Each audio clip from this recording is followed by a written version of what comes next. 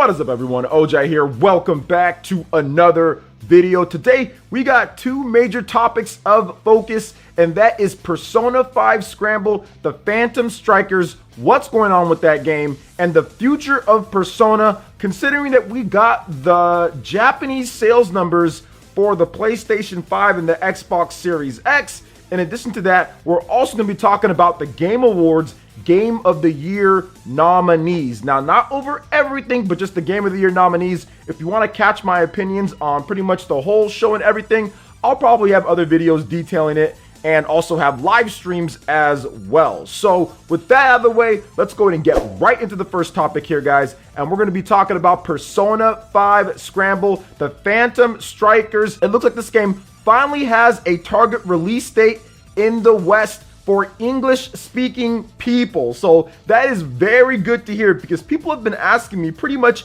every single time that I stream, hey OJ, what happened to Persona 5 Scramble, the Phantom Strikers?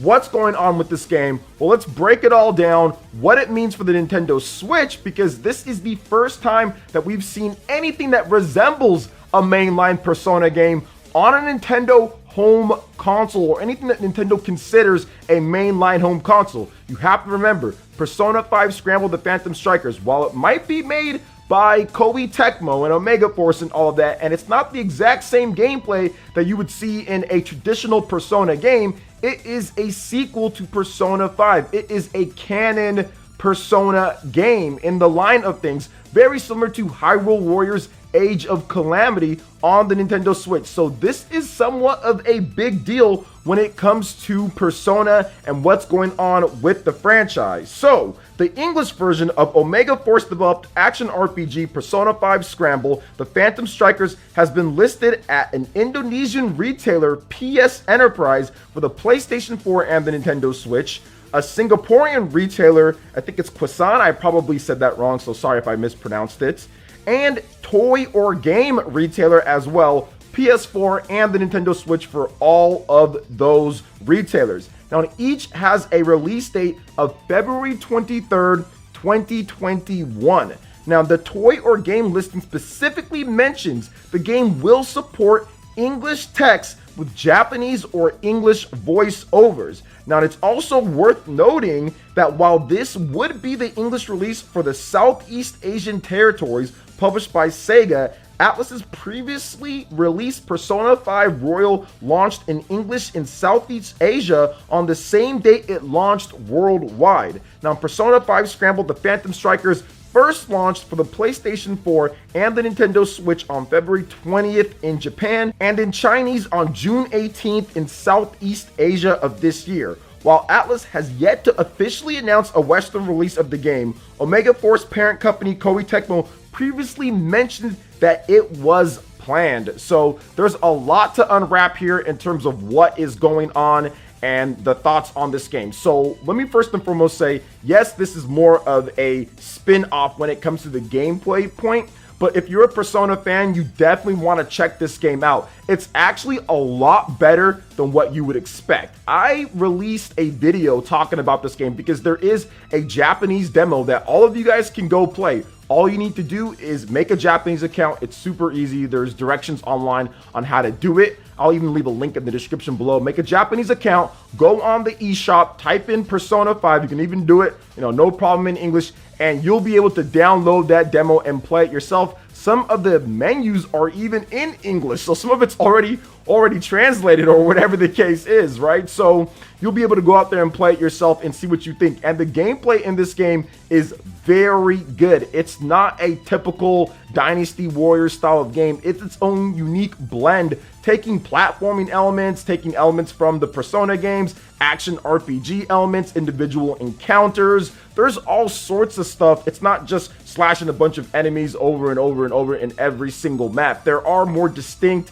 and subtle battles and experience that you get, and boss battles that are very unique to that game, outside of what other things that the Dynasty Warriors games or the Warriors games or anything like that have done. So I'm actually really excited for this game. And once again, it kind of leads to believe, especially with Persona 5 Scramble the Phantom Strikers being on the Switch platform. Now, we saw the sales in Japan. We had a couple people try to sit there and discredit it because they're angry that mainline Persona could potentially be on something outside of the PlayStation platform, but we've already seen that, right? Obviously, we had Persona 4 Golden on Steam, and Sega was somehow surprised that the game did so well, despite Persona 4 Golden being one of the best games ever released, one of the best JRPGs ever made. I'm not exactly sure why they were surprised that game would do well. It's Persona to a bigger audience, and I think that because of Persona 5 Scramble the Phantom Strikers, they had great sales in Japan. They already stated on their business reports with Atlas and everything that the game sold well, and it's even going to do better when you release it in bigger markets like in Europe and also in the US. And if you look at that game, I think that it's really going to show them what they need to do. And I think that they've been changing up what they need to do. We obviously had Catherine Full Body on the Nintendo Switch. We also had Shin Megami Tensei 3 Nocturne HD Remaster come out on the Nintendo Switch and the PlayStation 4. So this is a change of focus for Atlas. Everybody wants them to just rush out everything right now at this point on multi-platform. It's not going to happen that fast. Development cycles don't go that fast, and they need more time because they are inexperienced in porting over games. We saw that with Shin Megami Tensei 3 on the Nintendo Switch and PlayStation 4. There's some performance issues here and there, but this is a shift in their nature when it comes to multi-platform development, involving more platforms as they go along, because Atlas and Sega were always very individually focused on this platform or DS or 3DS or PlayStation 4, PS3. They had a few games that they would outsource to do some like spin-off stuff, Persona 4 Arena, games like that to be on other platforms, but for the most part, they were very individually focused on their story-based games on singular platforms. This is a shift of focus for them going forward with Persona 5 Scramble, with Catherine Full Body, with Shin Megami Tensei 3. This is the start of something new. Unfortunately, all of those games, in terms of Persona games, were made before the shift in focus. So what I see going forward for this franchise with Persona 5, I can definitely see, or with Persona, I should say more like it, I can definitely see them branching out to more platforms. We have Persona 4 Golden on Steam. I think we're going to see Persona 4 Golden on PlayStation 4 or PlayStation 5. I think we're going to see it on the Nintendo Switch in the future as well. I think we're going to see Persona 5 Royal. I think that's going to eventually come over to the PC and also the Nintendo Switch because of the change of focus. Heck, they even said in their own investor meeting that, hey, we're going to start doing more multi-platform now, that they made $20 million plus in like a month or so on Persona 4 Golden. That is money that not only do you owe to your investors to do the best that you can, because it is a capitalistic business, you know, they have investors, they need to make as much money as possible. And if these companies like Sony or Nintendo or whatever, if they're not paying you for exclusivity, there's no reason for you to hold back and leave out the 68 million, nearly 70 million plus on the Switch, hold out on all the people on Steam and on other platforms. And like I stated before at the beginning, like I alluded to, if you look at the PlayStation 5 and the Xbox Series X, not off of the best starts in Japan. Yes, there was supply constraints, but it sold significantly less when it comes to the PlayStation 5. It sold less than the PS4 did at launch, and on top of that, it was the second worst Japanese launch for a PlayStation system since the PS3. It was supply constraint, and I get that, but you can't trust that going forward in terms of putting everything only on one platform. You can't trust that when you have another platform that has 70 million plus users, and pretty much the PS4 sales have been dipping, obviously because PS5 and everything, but just the focus of what Japan and what they're buying is just shifting to mobile and also shifting to the Nintendo Switch. So I see going forward there being a completely different style and attitude in terms of what Sega is going to do if they want to be competitive, if they want to satisfy their investors, and if they want to actually make money like real Japanese capitalistic businesses do out there, like Square Enix, Capcom, and all these other developers that are getting with the program and actually releasing exclusive games, getting more ports over, or bringing over titles to the Switch going forward. So I can see that with Persona as well. They're sitting on a gold mine, to be honest. So what do you guys think about Persona 5 Scramble, the Phantom Strikers, pretty much getting its English release date revealed here next year, February? Let me know your thoughts in the comment section below. All right, and moving on to the next topic here, guys. We're going to be discussing the Game Awards and the Game of the Year categories. And don't worry, guys, for all you old school or somewhat old school fans, if you're on the OGX channel, yes, Black Keely will be coming back. I'll have some skits for you guys. It'll be fun, but it'll be, I guess, even more lighthearted than it was last year, because I'm actually not too upset with these nominees here. Now, recently they did have the presentation. Jeff Keighley did that. It was on YouTube, so they just basically, it was a pre-recorded, announcement. They went over,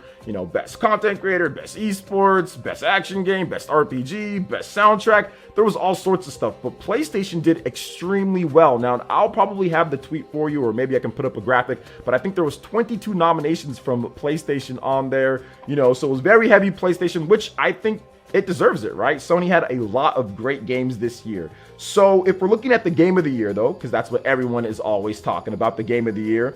The game of the year, the nominees were Animal Crossing New Horizons, Doom Eternal, Final Fantasy VII Remake, Ghost of Tsushima, Hades, which is awesome to see in there, and also The Last of Us Part 2. And I personally feel, based on review scores, with the exception of Ghost of Tsushima, but I don't know what happened with that game's review scores, but I am very much happy, and I feel that this is a better representation of the best games that came out this year than last year. That obviously omitted multiple different games that reviewed a lot better. This year with the games here, all of these games reviewed extremely high. All of these games are pretty much like 90 average on Metacritic or more, and that's all I would like to see is consistency. I just want to see consistency within the game of the year. Not, okay, well, we didn't play these games and we don't know how good they are, so they don't get a shot to be nominated or game of the year. And this is consistent with this, right? And Hades being in there is a game that I thought maybe people would sleep on, because remember, it was an early access game on Steam,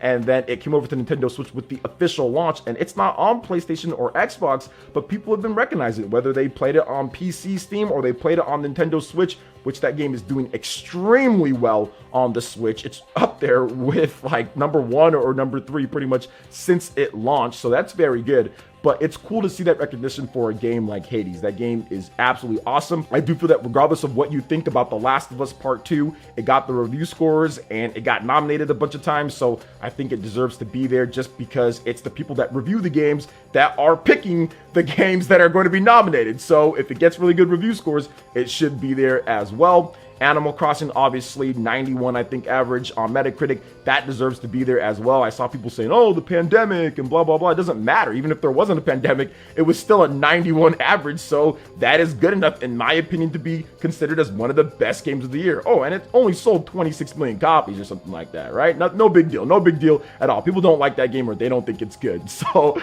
that was interesting as well to see some of the opinions about that game.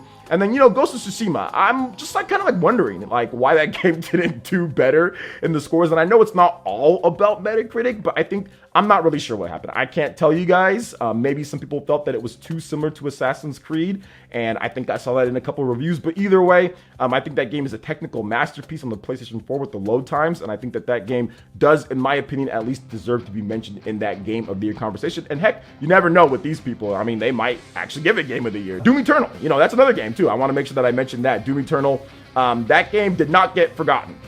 People thought that maybe they'd forget about the game, that people wouldn't care about it, but I think that the DLC that came out also kind of reminded people, oh yeah, Doom came out this year and it's pretty good. So I think I'm okay with this, right? I mean, last year I was very critical of the game of the year, and I was very critical of many of the nominees in terms of stuff, but things are balancing out. Yeah, there's a little bit of jank here and there. There's still a little bit of jank when it comes to the process and what they're doing and everything. But overall, I'm not too upset with everything here. So what are you guys' thoughts on the game of the year when it comes to the Game Awards? And of course, I'll have the time and date for you guys. We're going to be streaming the show. It's going to be a lot of fun. It starts, I think it's early December for the show, so I can't wait to stream it. We always have a lot of fun. I've been streaming it for the past 4 or 5 years or something like that. Check out the link in the description. Those will give you guys areas in terms of where to go to vote on what you want to see for Game of the Year, or what you think it is, in addition to all the rest of the nominees, so you guys can check that out as well. So what do you guys think about these two topics here? Let me know your thoughts in the comment section below. All right, guys, that wraps it up for this video here. Check out the links in the description. We've got Twitter. Go and give us a follow on there. Stay up to date on all the latest gaming news and information. Also, make sure you like, comment, and subscribe, and share this video if you can. Thank you guys so much for watching, and we'll catch you for the next one. Peace.